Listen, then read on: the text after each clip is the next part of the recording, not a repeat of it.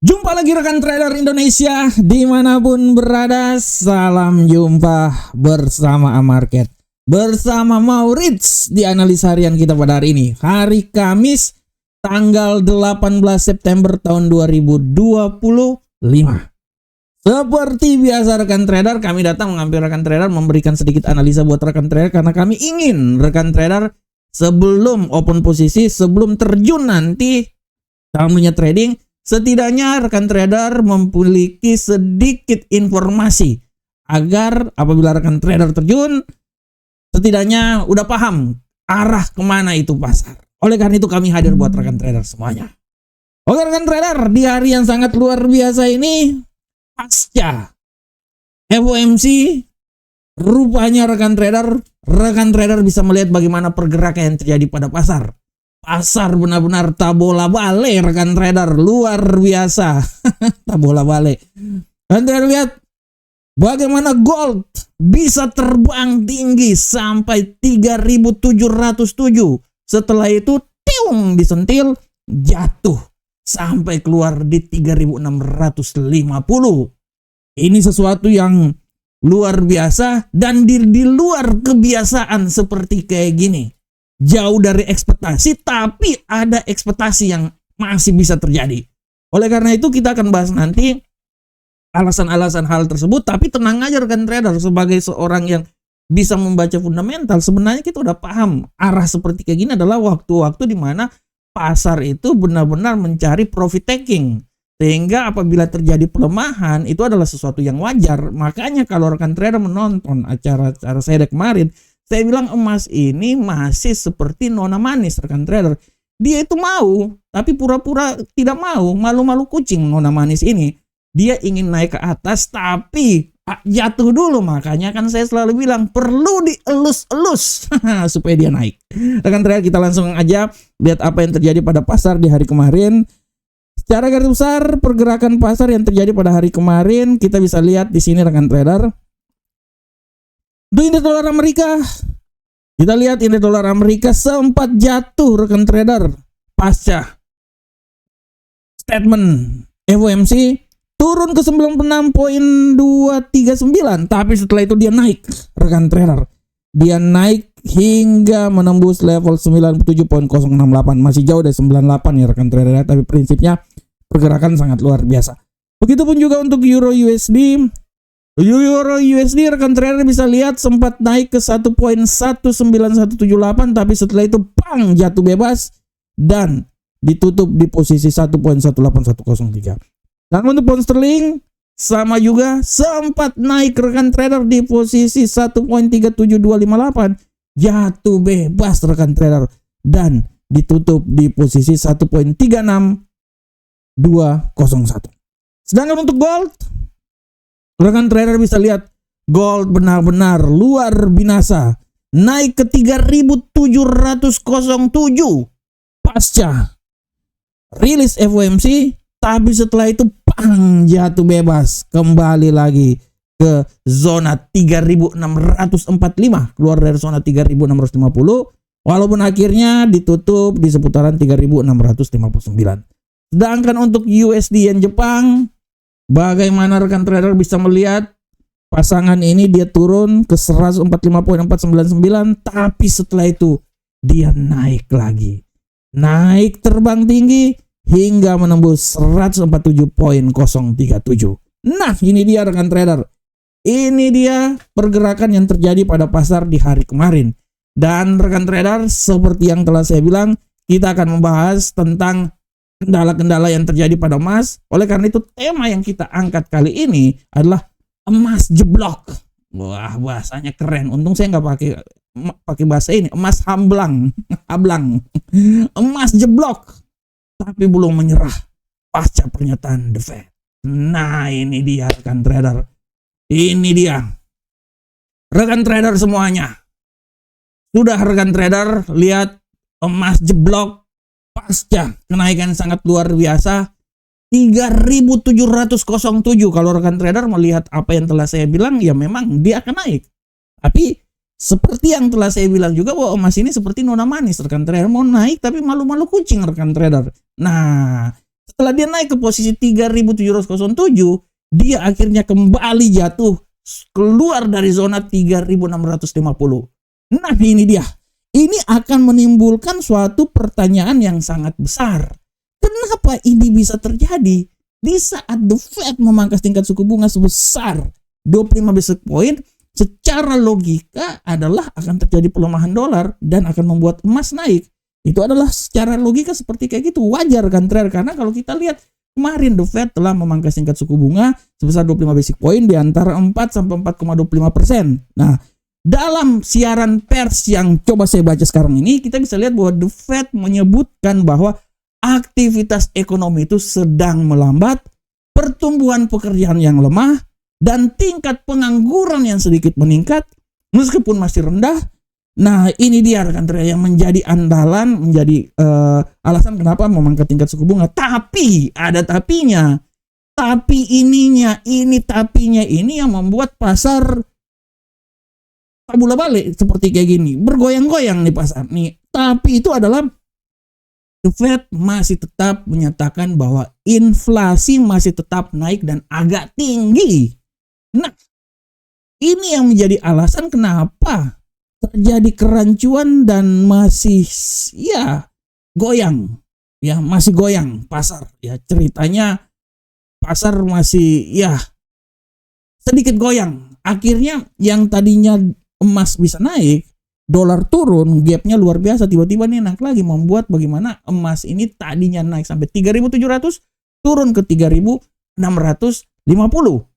Nah, secara logika rekan trader, kenapa kita bisa lihat emas ini bisa turun? Nah, secara logika kita bisa lihat bahwa apabila pemangkasan tingkat suku bunga sudah barang tentu pasti akan membantu emas, karena pertama biaya atau opportunity cost ya. Di sini menahan emas turun, semakin rendah suku bunga, semakin sedikit kerugiannya jika dibandingkan di aset-aset yang lain rekan trader. Dari sini kita bisa lihat bahwa dolar Amerika biasanya melemah ya. Dolar Amerika biasanya melemah di saat tingkat suku bunga dipangkas. Nah, tapi kita bisa lihat juga bahwa ekspektasi dari inflasi jika suku bunga dipangkas, kekhawatiran ekonomi akan semakin melambat. Nah, dari sini kita bisa lihat bahwa pengaruh yang sangat besar adalah yang terjadi sekarang adalah inflasi masih agak tinggi rekan trader. Inilah yang menjadi alasan kenapa emas walaupun sempat naik, tapi pasar melihat statement yang dikeluarkan oleh Jerome Powell bahwa inflasi masih tetap tinggi rekan trader. Walaupun Jerome Powell juga menyatakan bahwa pemangkasan tingkat suku bunga akan dilakukan 2 kali lagi hingga akhir tahun 2025 ini. Cerita kasarnya, ekspektasi pasar itu adalah pemangkasan tingkat suku bunga secara agresif. Cerita kasarnya seperti kayak gitu. Akan tetapi yang dilakukan oleh Jerome Powell adalah memangkas tingkat suku bunga tapi tidak terlalu agresif. Nah, ini dia. Inginnya sih agresif, tapi dilakukan adalah pemangkasan tapi tidak terlalu agresif. Nah, oleh karena itu kasus yang terjadi kemarin itu kenapa emas bukannya naik tapi malahan melemah. Nah, ini karena rekan trader kita tahu bahwa aksi profit taking atau sering dibilang sell the news ya. Pasar udah bisa melihat bahwa hal ini terjadi ya. Sebelum rilis keputusan ini terjadi, mereka udah melakukan proses penjualan ya. Sebenarnya gini, sell the news ini artinya gini rekan trader, pasar itu udah tahu bahwa dia ini akan naik, tapi pasar melakukan profit taking, melakukan penjualan sehingga emas itu jatuh rekan trader ya. Ini harap diperhatikan ya, ini pasar melakukan profit taking seperti kayak gini. Jadi ya gimana rekan trader, yang tadi pasar udah paham bahwa ini dengan adanya pemangkasan tingkat suku bunga pasti akan membuat emas itu naik. Tapi yang dilakukan pasar adalah sebelumnya mereka menjual di saat news. Artinya di saat menjual di saat news artinya akan terjadi pemahaman bahwa harga itu akan turun rekan trader, walaupun secara tendensi terbesarnya tetap itu akan naik rekan trader. Tapi Mau gimana rekan trader? Aksi profit taking yang dilakukan oleh pasar yang membuat dia turun rekan trader. Nah, ini dia rekan trader ya. Ini kita melihat bagaimana pasar bereaksi terhadap hal tersebut. Dan yang paling utama juga adalah di sini adalah kenaikan imbal hasil obligasi Amerika. Imbas kenaikan imbal hasil obligasi Amerika dan penguatan yang terjadi pada dolar Amerika membuat emas sedikit tertahan. Walaupun situasi memungkinkan emas itu naik. Situasi yang pertama adalah pemangkasan tingkat suku bunga. Ya, rekan trader ya, itu adalah situasi yang pertama. Situasi yang kedua adalah semakin ya, kalau saya mau bilang buat rekan trader, sabar, ini kameranya saya naikin dulu. Situasi yang kedua adalah semakin geopolitik ini semakin luar biasa tegang. Baku hantam antara Rusia dengan Ukraina, perang sudah menyerempet ke Uni Eropa. Belum lagi baku hantam Israel membumi hanguskan pemukiman-pemukiman di jalur Gaza. Ini sebenarnya memberikan tanda-tanda bahwa memang emas punya peluang akan naik ke posisi yang lebih tinggi. Tapi sekali lagi pasar memilih jalan lain. Ya, sell by news. Tendensi akan naik akan terjadi, tapi sell by news ini yang dilakukan rekan trader. Artinya inilah yang membuat bagaimana pasar bereaksi, dan kita bisa lihat gold agak sedikit tertahan. Tapi secara garis besar rekan trader, secara teori pemangkasan tingkat suku bunga akan membuat emas naik ke posisi yang lebih tinggi, dan emas yang akan posisi menjadi pertanyaan, apakah emas ini akan terus naik lagi? Ya terus akan naik rekan trader. Siapa bilang jangan melihat hal penurunan ini terus oke, dia sudah akan turun nggak naik lagi. Enggak, rekan trader, masih ada 2-3 kali pemangkasan tingkat. Masih ada 2 kali pemangkasan tingkat suku bunga lagi rekan trader. Masih ada 2 kali pemangkasan tingkat suku bunga lagi.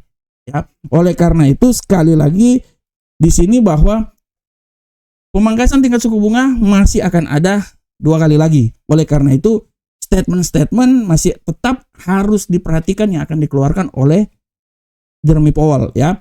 Ini yang pemangkasan yang kelanjutan pemangkasan ini yang akan tetap diperhatikan, tapi secara garis besar pemangkasan tingkat suku bunga masih akan dilakukan 2 kali lagi. Kalau 2 kali artinya kan 25 atau ya sekitaran 25% lah, 25 basic point ya. Nah, sehingga secara garis besar apa yang terjadi, inilah yang membuat bahwa masih tetap ada peluang. Walaupun kemarin sudah sampai ke 3.707, sekarang turun, tapi secara garis besar emas secara tendensi ke depan rally emas masih tetap akan terjadi. Dia akan minimal akan mencoba kembali lagi masuk ke level 3.700, dan data-datanya sudah menunjukkan hal tersebut.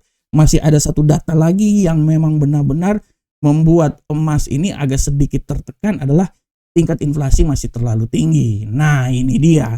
Oleh karena itu, kenapa dengan tingkat inflasi yang lebih tinggi ini, sehingga The Fed masih sedikit ragu-ragu untuk melakukan pemangkasan tingkat suku bunga secara agresif. Walaupun pemangkasan tingkat suku bunga dilakukan, tapi masih dilakukan secara tidak agresif. Dan kita lihat juga bahwa tendensi dovish yang dikemukakan oleh Jerome Powell itu sudah memberikan suatu signal bahwa ya memang mereka ingin supaya dolar itu agak sedikit melemah, tertekan, karena memang Trump pun juga maunya seperti kayak gitu. Akan tetapi inflasi yang masih tinggi menjadi momok di sini. Walaupun secara garis besar inflasi itu juga terjadi karena tarif yang dikeluarkan oleh Donald Trump. Tapi ya memang kenyataannya seperti kayak gitu rekan trader. Oleh karena itu rekan trader, sekali lagi saya mau bilang buat rekan trader seperti judul yang saya angkat, bahwa emas jeblok tapi belum menyerah. Ini artinya bahwa tendensi bullish masih sangat kuat akan terjadi ke depan. Dengan adanya 2 kali pemangkasan tingkat suku bunga, artinya emas masih punya peluang yang sangat besar kembali lagi ke level yang tertinggi. Minimal tujuan berikutnya adalah bisa masuk ke zona 3.700. Oke rekan trader, kali ini lama juga tema saya. Ini temanya lama banget. Oke, kita langsung masuk ke analisa teknikal. Kita seperti biasa analisa teknikal ini kita akan langsung dari indeks dolar Amerika. Pergerakan yang terjadi pada indeks dolar Amerika hari ini secara garis besar kita lihat indeks dolar Amerika memiliki sedikit peluang yang kuat untuk naik ke posisi yang lebih tinggi rekan trader. Tapi saya sekali lagi saya bilang hati-hati ya. Analisa saya dia ini masih bisa naik sampai di 97.442. Tapi hati-hati. Berita yang akan keluar nanti sore tidak bisa kita pungkiri bahwa dia bisa tertekan hingga level terendah rekan trader di seputaran 96.666. Angka setan, bayangkan tuh 666 ini bahaya. Sampai 6666 ini bahaya, ini angka setan ini bisa jadi jatuh ini benar-benar nih indeks dolar Amerika. Sedangkan untuk Euro USD rekan trader kita lihat pola pergerakan yang terjadi pada Euro USD hari ini secara garis besar kita bisa lihat di sini bahwa Euro USD walaupun dia melemah, tapi saya bilang sekali lagi bahwa masuk di pasar Amerika hati-hati rekan trader. Malahan saya bilang hati-hati, dia ini bisa naik hingga level tertinggi di posisi 1.18525 ya, dengan asumsi bahwa terendahnya itu akan terjadi di seputaran 1.17905. Oleh karena itu rekan trader bisa lihat pola pergerakannya pada hari ini ya. Saya masih bilang hati-hati rekan trader, dia bisa serangan balik ini. Sedangkan untuk pound sterling rekan trader, sekali lagi saya mau bilang untuk pound sterling secara garis besar apa yang terjadi pada pound sterling hari ini kita bisa lihat bahwa tendensinya memang bearish. Tapi hati-hati serangan balik mendadak. Sekali lagi hati-hati serangan balik mendadak.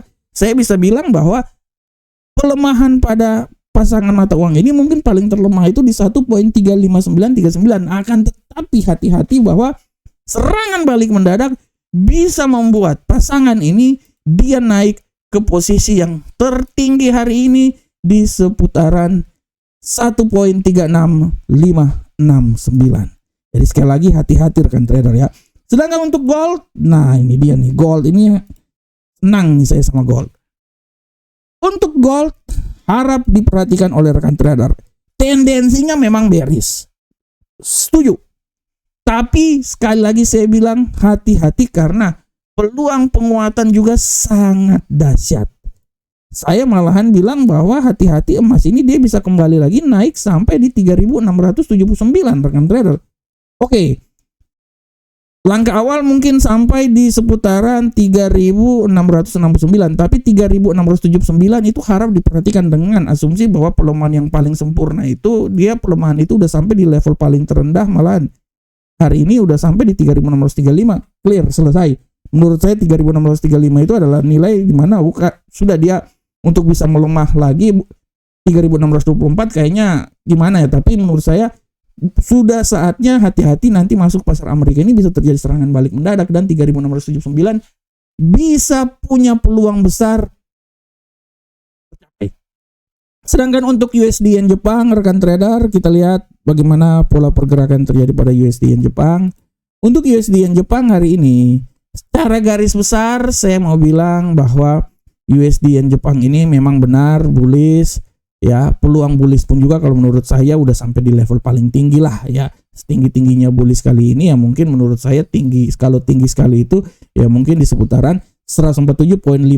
Tapi sekali lagi hati-hati bahwa pelemahan bisa membuat dia jatuh lagi di 146.821. Nah, ini dia adalah pola pergerakan yang terjadi pada USD Yen Jepang hari ini.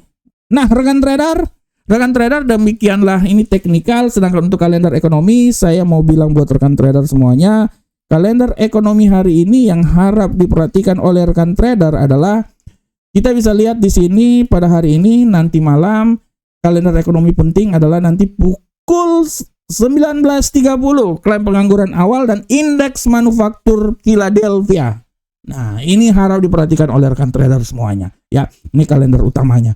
Dan rekan trader kalau ada waktu silakan baca artikel kami di FX Street dengan judul pelemahan imbas kebangkitan dolar Amerika, kebangkitan nasional dolar Amerika. Jadi ini adalah imbasnya. Dan rekan trader kalau ada waktu dan kesempatan bergabung juga bersama Amarket. Ini adalah website resmi kami. Kami akan selalu memberikan yang terbaik untuk rekan trader semuanya. Oke rekan trader semuanya, demikianlah analisa harian kita. Saya berharap semoga apa yang saya bawakan ini bermanfaat untuk rekan trader semuanya. Saya mohon maaf, kata-kata saya cepat banget seperti orang jualan di pasar. Oleh karena itu rekan trader, kiranya apa yang saya bawakan ini bermanfaat untuk rekan trader semuanya. Kita bisa melihat imbas pasar yang terjadi dan semoga apa yang kami berikan bisa setidaknya menambah analisa yang dilakukan oleh rekan trader semuanya. Assalamualaikum warahmatullahi wabarakatuh. Sampai ketemu kita di analisa berikutnya. Salam Profit Indonesia.